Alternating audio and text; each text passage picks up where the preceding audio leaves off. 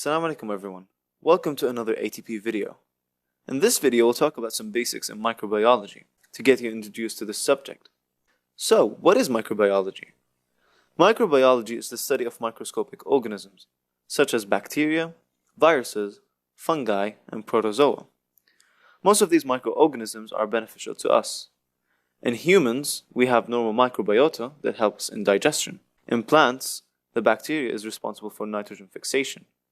And in animals, it helps in cellulose digestion. Also, these microorganisms are used in industries.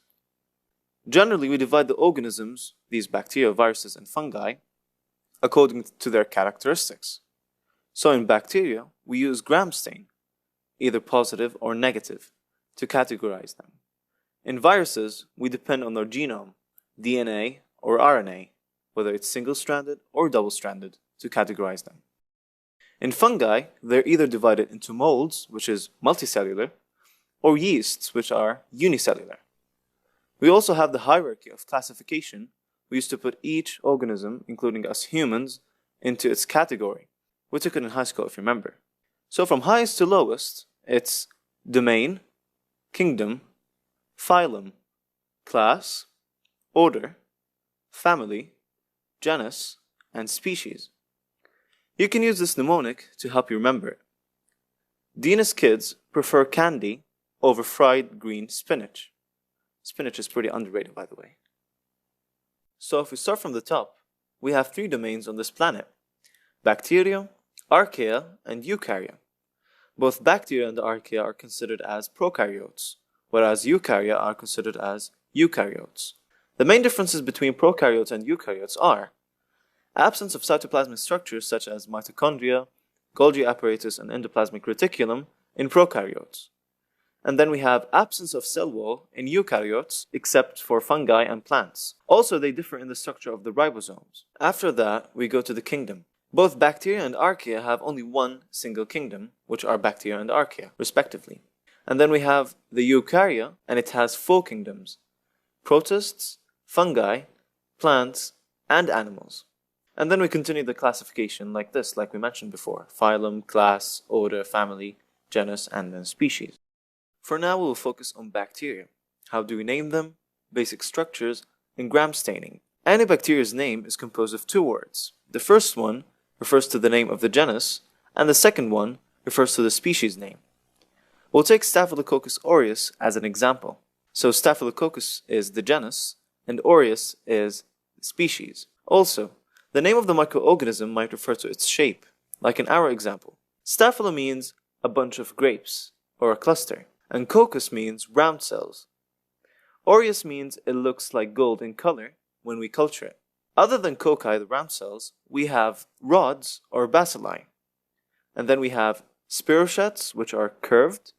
And then we have diplococci, which is basically two cocci, or basically two round cells. And then we have coccobacilli, which is a mixture of both a rod and a round cell. And then we have vibrio, which is a curved rod. Then we have streptococci, which are cocci in chains. And then we have the staphylococci, like we mentioned in our example, which are large cocci in irregular clusters. And then we have tetrads, which are cocci in a packet of four, from the name tetrads, tetra, which means four. Now we're going to discuss the bacterial architecture. Since bacteria are considered as cells, that means they have genetic material, a cell membrane, and a cytoplasm. In addition to that, they have a cell wall, a flagella, which is used for locomotion, and then we have pili, which is used for attachment, and then we have plasmid, which is an extra chromosomal genetic material, so it's not part of the DNA. And then we have a glycocalyx, which is used for protection. The glycocalyx can be either capsule, which is neatly organized and protects the bacterium from phagocytes, or biofilm, which is an unorganized, loose structure, yet important for attachment. Bacteria also have porins. These porins are transmembrane proteins that selectively allow some molecules to pass the cytosol of the bacteria. Porins can mediate antibiotic resistance by inhibiting some antibiotics from entering the bacteria. They also have mesosomes that are equivalent to mitochondria in eukaryotes. Remember, bacteria doesn't have mitochondria, so they have mesosomes instead. Bacteria depend on these mesosomes for respiration.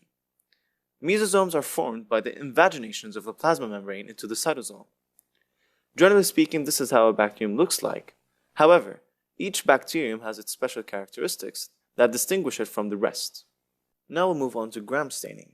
In gram staining, we can classify bacteria into either gram-positive or gram-negative, and that depends on the cell wall constituents and its ability to react with the gram stain. To classify them, gram-positive react with the stain and give blue color, while gram-negative react with the stain and give red or pink color. If we look at the membranes of both gram-positive and gram-negative bacteria from the inner layer, we see that both of them have plasma membrane. However, on the outside, the differences start to appear. In gram-positive, it has a thick peptidoglycan layer. This layer has dicoic and lipoticoic acids.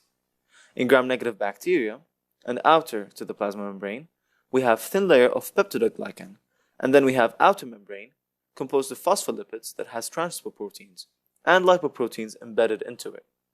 And the last layer in gram-negative bacteria is the lipopolysaccharide.